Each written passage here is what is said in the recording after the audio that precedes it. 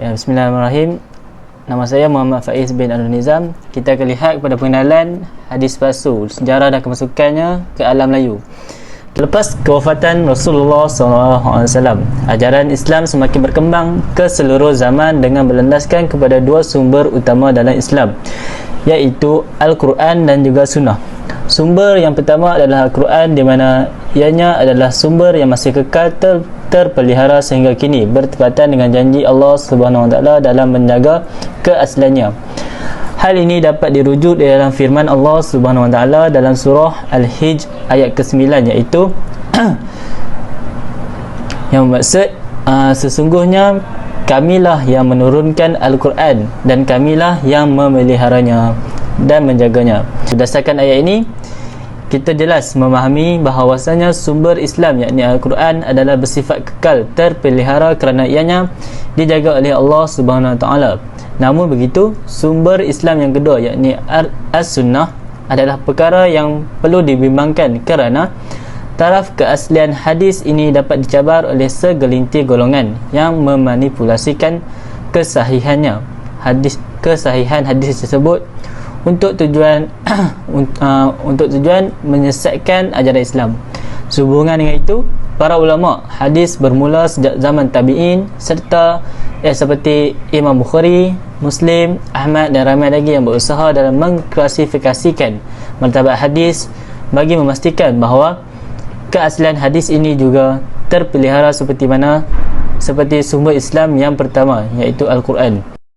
Seperti mana yang kita ketahui, hadis adalah sumber pundangan Islam yang kedua dan ianya memainkan peranan yang sangat penting dalam kehidupan kita sebagai umat Islam.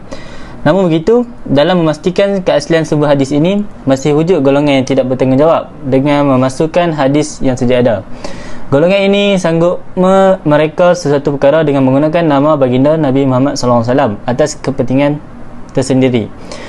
Jadi kesannya hadis yang telah diseleweng ini dimasukkan dalam kitab-kitab dan tradisi Islam, sehingga menyebabkan berlakunya golongan yang yakin dengan hadis palsu tersebut serta menggunakannya sebagai hujah dan juga amalan harian sebagai umat Islam. Hadis palsu atau hadis maudhu' ini dapat difahami dengan jelas dari segi bahasanya adalah daripada perkataan wada'a yang membawa maksud menggugurkan, meninggalkan, memasukkan dan mengada-adakan. Namun begitu, dari segi istilah pula, hadis ini dapat difahami dengan erti kata hadis yang direka dan dimanipulasikan kandungannya oleh orang-orang yang tidak bertanggungjawab ataupun pendusta, lalu dikatakan bahawa hadis tersebut adalah daripada Rasulullah SAW. Berdasarkan definisi hadis maudhu' dari segi bahasa dan istilah ini, kita dapat faham bahawa ianya adalah sesuatu yang disandarkan kepada Nabi Muhammad SAW, sama ada dari segi perbuatan, perkataan ataupun takrir secara sengaja dalam keadaan ianya tidak benar. Jadi kita perlu ketahui bahawa hadis ini adalah sangat salah di dalam ajaran Islam dan tidak diterima sebagai hujah ataupun panduan hidup tanpa terkecuali, serta haram untuk menyebarkannya kepada orang ramai kerana ianya boleh dikatakan adalah bukan hadis. Hal ini merupakan adalah salah satu pendustaan ke atas Nabi Muhammad SAW yang sudah tentu akan diazab oleh Allah SWT. Hal ini dapat dirujuk dalam sebuah hadis di mana hadis Nabi, di mana sabda Nabi, barang siapa yang berkata di atas namaku yang mana aku tidak mengucapkannya, maka siaplah tempatnya di dalam neraka Allah SWT. Assalamualaikum warahmatullahi wabarakatuh. Nama saya Musyrifah Fadilah binti Maksudin. Pada hari ini saya akan membentangkan tajuk saya, iaitu ciri-ciri hadis palsu. Baiklah, ciri-ciri hadis palsu ini kita dapat lihat pada sanadnya. Sanad bermaksud perawi hadis yang menyampaikan hadis tersebut dari sumbernya. Baiklah, ciri-ciri yang pertama pada sanadnya adalah perawi tersebut seorang yang berdusta. Sebagai contoh, Sa'ad ibn Durif melihat anaknya yang pulang dari sekolah dalam keadaan menangis. Lalu bertanya kepada anaknya, "Mengapa kamu menangis?" Anaknya memberitahu bahawa dia telah dipukul oleh gurunya. Maka Sa'ad bin Durif berkata bahawa Nabi telah bersabda, "Guru anak kecil itu adalah yang paling jahat di antara kamu. Mereka paling sedikit kasih sayangnya terhadap anak yatim dan paling kasar terhadap orang yang miskin." Ciri yang kedua ialah perawi mengaku bahawa dia yang membuat hadis tersebut.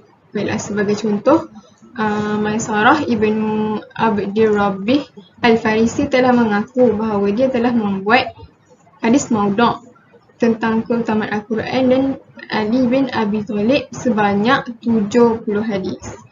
Dan yang ketiga, terdapat faktor yang mempengaruhi perawi untuk mereka reka hadis.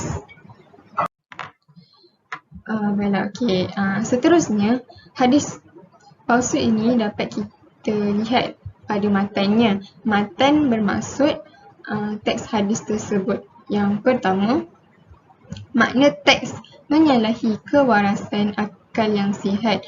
Sebagai contoh, ada hadis yang mengatakan syaitan tidak akan mendekati mereka yang memelihara ayam putih. Yang kedua, makna teks yang rosak. Ada hadis yang menyebut bahawa apabila kita mendirikan solat, kita akan mendapat 70 buah gedung. Di dalam gedung tersebut akan ada 70,000 bilik. Di dalam bilik akan ada 70,000 katil dan di atas katil tersebut akan ada bidadari sebanyak 70,000. Dan yang ketiga, susunan lafaz bahasa Arab yang lemah. Sebagai contoh, apabila kita mendalami ilmu bayan, kita akan mudah mengenal pasti perbezaan antara hadis sahih yang telah disampaikan oleh Rasulullah dan juga hadis maudhu' yang telah direka-reka. Sejarah kemunculan hadis palsu. Hadis palsu juga dikenali sebagai hadis maudhu'. Terdapat beberapa pendapat mengenai kemunculan hadis palsu. Pendapat yang pertama berpendapat bahawa hadis palsu telah wujud pada zaman Rasulullah. Akan tetapi, pendapat yang dikemukakan tiada bukti yang kukuh. Hal ini kerana Nabi SAW bersabda, sebaik-baik generasi adalah generasiku, dan kemudian generasi yang berikutnya, dan kemudian generasi yang berikutnya. Sahabat Nabi juga tidak akan berdusta di atas nama Nabi. Hal ini kerana Rasulullah SAW merupakan insan yang mulia dan tidak boleh didustakan. Pendapat yang kedua pula iaitu Jumhur Muhandisin berpendapat bahawa hadis palsu telah bermula selepas kewafatan Khalifah Uthman bin Affan. Hal ini kerana terjadi perbalahan politik yang menyebabkan pemusuhan berpanjangan. Apabila berlaku perpecahan dan perselisihan akan membawa kepada pendustaan terhadap hadis Nabi, agar hadis yang didustakan bertepatan dengan kehendak mereka. Kedudukan hadis palsu menyandarkan sesuatu perkara kepada Rasulullah SAW yang mana perkara tersebut bukannya daripada Rasulullah adalah dilarang. Ini kerana hukuman bagi orang yang berdusta di atas nama Rasulullah adalah tempatnya di dalam neraka. Banyak hadis-hadis berkaitan dengan larangan berdusta di atas nama Nabi. Antaranya ialah Nabi SAW bersabda, "Man kadzaba alayya falyatabawwa maq'adahu minan nar." Maksudnya, barang siapa yang berdusta di atas namaku, maka siaplah tempatnya di dalam neraka. Faktor-faktor kemunculan hadis palsu. Faktor yang pertama ialah faktor politik, iaitu berlaku setelah kewafatan Sayyidina Uthman bin Affan. Dengan berlakunya pertelingkahan dan perbalahan antara kalangan sahabat akibat daripada perebutan kuasa dan jawatan sebagai khalifah. Akibat perebutan kuasa dan jawatan tersebut, umat Islam telah terpecah kepada 3 golongan, iaitu Syiah, Khawarij dan Sunni. Dan di situ juga bermulalah fenomena penyebaran fitnah besar dan penciptaan hadis palsu untuk menarik sokongan golongan masing-masing. Dan mereka mendakwa mereka daripada pihak yang benar. Faktor yang kedua pula ialah musuh terhadap Islam, iaitu golongan zindik, Yahudi, Majusi dan Nasrani.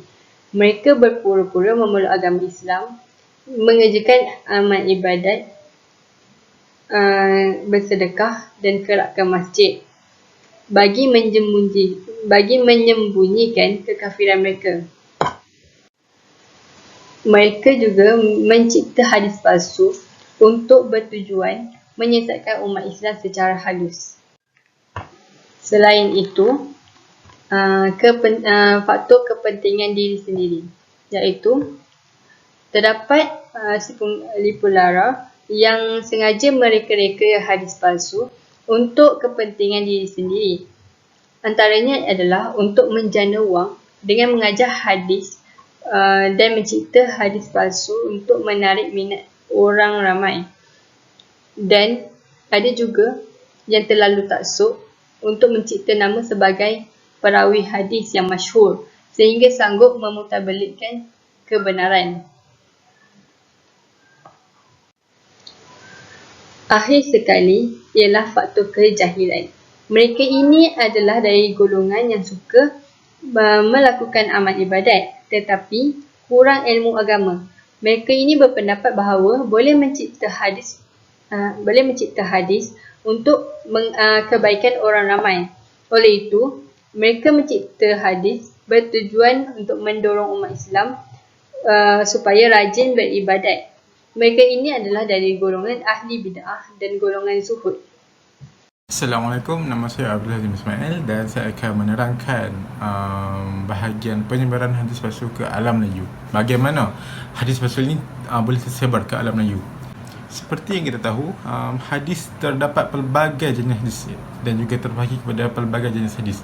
Dan hadis palsu ialah merupakan hadis maudhu'. Dan apa yang dikatakan oleh hadis maudhu' ni ialah seperti kita tahu, hadis ialah sesuatu yang menjadi sandaran kepada Nabi Muhammad SAW, sama ada dari segi percakapan, perbuatan, takrir, sifat akhlak dan juga sifat semula jadi. Dan apa yang dikatakan hadis maudhu' ni ialah sesuatu yang hanyalah rekaan semata-mata ataupun dusta semata-mata. Hadis maudhu' ini telah berwujud sejak berkurun tahun yang lalu. Hal ini berpunca daripada hati busuk maupun hasad dengki manusia yang berniat jahat untuk menjatuhkan maupun memburukkan kemuliaan Nabi Muhammad SAW, yang mana sekaligus berkait dengan imej agama Islam kita sendiri. Dan kita ke yang lebih penting, antara perkara yang mendorong kepada penyebaran hadis palsu ke alam Melayu adalah terdapat beberapa hadis palsu yang didatangkan dalam bahasa Melayu, bukannya dalam teks asal iaitu bahasa Arab. Seperti kita tahu, bahasa Melayu merupakan bahasa kebangsaan bagi negara kita. Maka tidak heranlah mengapa hadis palsu ini boleh tersebar dengan begitu pantas ataupun begitu cepat berbanding teks hadis palsu yang didatangkan dalam bahasa Arab.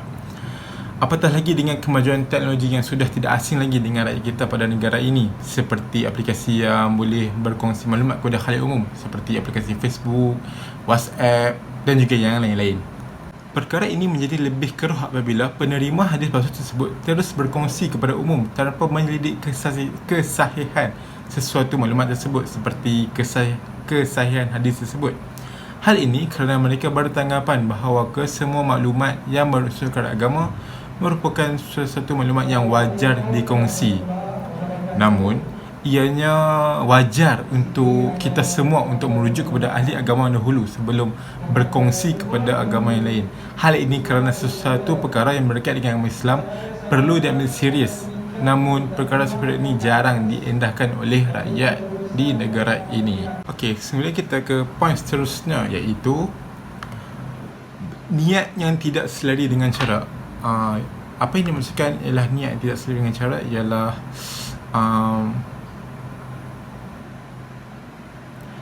apa yang dimaksudkan dengan niat yang tidak selari dengan cara adalah seseorang itu mempunyai niat yang selari dengan agama Islam, namun apakan daya, caranya pula terpesong dari ajaran agama Islam. Sebagai contoh, terdapat hadis sahih yang menyatakan kelebihan tentang sesuatu amalan, antaranya ialah kelebihan beribadah di Masjidil Haram. Sememangnya tanggungjawab seorang Muslim itu hendaklah menyayangi agama Islam dan mengamalkan segala ajaran yang disampaikan oleh Nabi Muhammad SAW, terutamanya melalui hadis-hadis yang dikongsi daripada khalayak umum.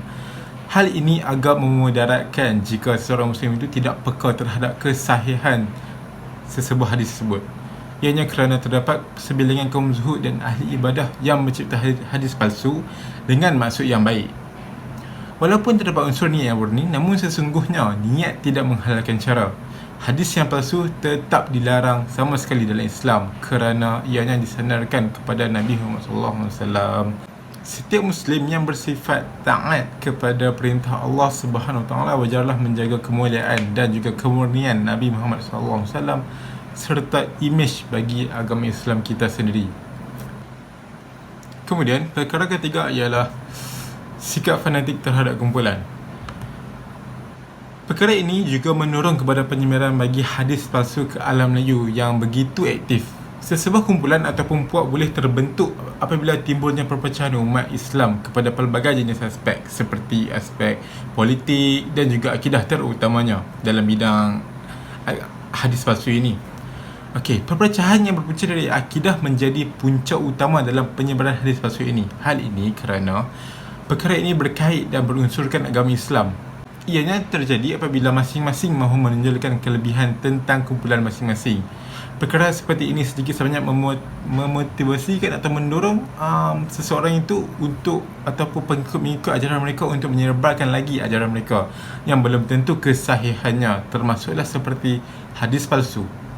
Namun, jika info ataupun ajaran yang mereka kongsi itu ialah tidak sahih dan juga palsu, maka ia boleh menjadi fitnah kepada Nabi Muhammad SAW dan juga fitnah kepada agama Islam kita sendiri.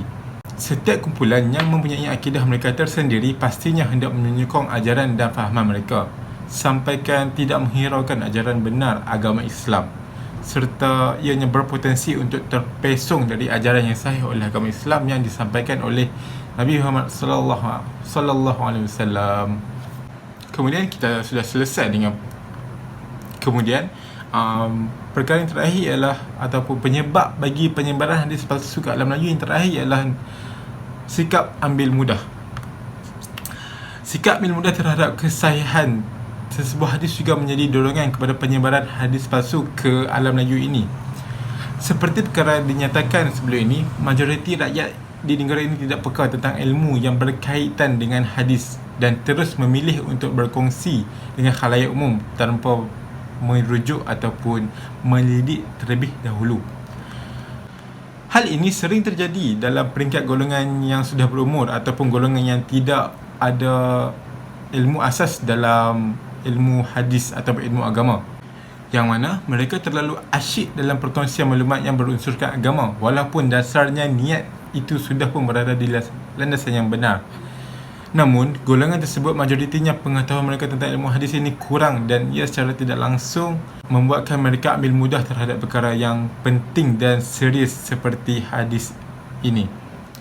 Apatah lagi hadis palsu yang secara terang-terang kenyataannya terlalu melampau-lampau rekaannya. Sebagai contoh, hadis yang sangat melampau-lampau rekaannya ialah hadis palsu yang mempunyai kaitan dengan kelebihan amalan pada 10 Muharram. Tidak signifikan hadis palsu ini seperti sudah tidak asing lagi dengan rakyat di negara ini. Tambahan pula, ada yang menjadikan hadis tersebut sebagai sandaran mereka sendiri dan perkara itu kita perlu berwaspada dan kita sebolehnya mengembangkan lagi ilmu kita ataupun menegur kepada mereka yang menyandarkan hadis palsu sebagai amalan seharian mereka. Perkara seperti ini terjadi kerana sikap yang ambil mudah dan tidak memandang serius terhadap perkara yang berkaitan agama seperti hadis dan juga perkara yang lain sewaktu dengannya. Sekian, terima kasih. Saya akan teruskan kepada pembentang yang seterusnya. Okey, seterusnya saya akan membentangkan tentang kesan beramal dengan hadis palsu serta cara untuk mengatasinya. Kesan yang pertama ialah menyebabkan umat Islam lemah dan mundur kerana terdapat hadis-hadis palsu yang menolak keduniaan. Ini akan melemahkan status umat Islam dan tidak dapat bersaing dengan pegangan ajaran lain dalam semua aspek kehidupan kerana hadis palsu lebih mengutamakan akhirat dan mengabaikan perkara-perkara duniawi. Seterusnya dapat melemahkan akal fikiran manusia kerana hadis palsu terlalu mengambil berat perkara yang tidak ada kepentingan dan faedah kepadanya. Di samping itu, ia boleh merosakkan kepercayaan dan melemahkan apa yang ada dalam Al-Quran dan hadis sahih. Seterusnya akan mendorong seseorang yang mengamalkan hadis palsu ke arah kesyirikan. Ini kerana terdapat hadis palsu yang mengatakan sesiapa yang berbuat baik Sesiapa yang berbaik sangka dengan batu, maka Allah akan menjadikan batu itu bermanfaat untuknya. Kesan yang terakhir ialah dapat membawa kepada perhinaan terhadap para nabi. Sebahagian hadis palsu membawa maksud perhinaan kepada para nabi. Contohnya, sesiapa yang solat duha sebanyak rakaat ini dan itu akan diberikan pahala 70 orang para nabi. Hadis palsu ini mendakwa jika melakukan solat duha, kita bukan sahaja akan mendapat pahala Nabi Ibrahim, bahkan pahala 70 nabi kita akan dapat. Ini seolah-olah telah menghina para rasul. Seterusnya, cara mengatasi penyebaran hadis palsu. Yang pertama ialah semua umat Islam perlu peka terhadap sebaran riwayat atau suri teladan yang dikaitkan dengan Rasulullah. Ini demi untuk memastikan keaslian as-sunnah terpelihara.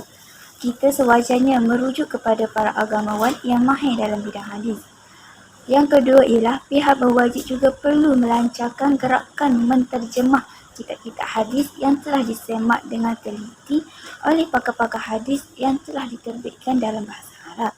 Cadangan ini bertujuan untuk memudahkan para penceramah merujuk hadis-hadis yang telah disemak oleh ulama-ulama dalam bidang berkenaan. Mengatasi yang seterusnya ialah para penceramah, mereka janganlah terlalu gairah dan mudah menggunakan sandaran hadis yang tidak tahu status penilaiannya. Sebaiknya, para penceramah perlu menyimak terlebih dahulu status hadis yang hendak mereka sampaikan. Ini kerana dibimbangi hadis yang mereka sampaikan itu merupakan hadis palsu. Secara tidak langsung telah menendahkan kita kepada fitnah penyebaran hadis palsu yang amat dimukai oleh Rasulullah. Seterusnya, kepada pengguna media sosial seperti Facebook, WhatsApp, Telegram dan seumpamanya, mereka perlulah berhati-hati dalam menularkan petikan hadis yang mereka terima. Mereka perlulah memastikan keasliannya terlebih dahulu sebelum mereka menyebarkan kepada rakan-rakan yang lain. Secara kesimpulannya, kita perlu faham bahawa hadis palsu ataupun hadis maudhu' ini merupakan sebuah hadis yang dilarang dalam Islam, terutamanya dalam penyebaran dan pengamalan berkaitan dengannya, kerana ianya akan menyebabkan kita beramal kepada perkara yang salah.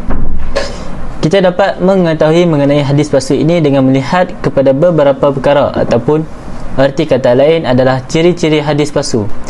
Ciri-ciri hadis palsu ini dapat dilihat kepada sanad dan juga matannya, di mana ianya jelas menyebabkan hadis tersebut adalah hadis palsu, seperti pada sanadnya perawi yang meriwayatkan adalah pendusta ataupun dikenali sebagai seorang yang suka berdusta, manakala pada matannya pula ianya dapat dilihat daripada ianya lebih mengajak kepada perbuatan yang menggalakkan syahwat dan juga maksiat. Bukan begitu sahaja, kita juga perlu cakna dalam semua perkara yang berkaitan dengan hadis palsu ini, terutamanya kes-kes yang timbul agar kesucian agama Islam ini dapat dipelihara. Dalam menangani hadis palsu ini, wujudnya beberapa cadangan yang dapat dicadangkan untuk membendung hadis palsu ini daripada terus tersebar. Cadangan yang pertama adalah berguru dalam mempelajari hadis. Hal ini dikatakan demikian kerana wujudnya hadis yang tidak boleh ditafsir secara langsung serta menyebabkan kita salah faham terhadap hadis tersebut.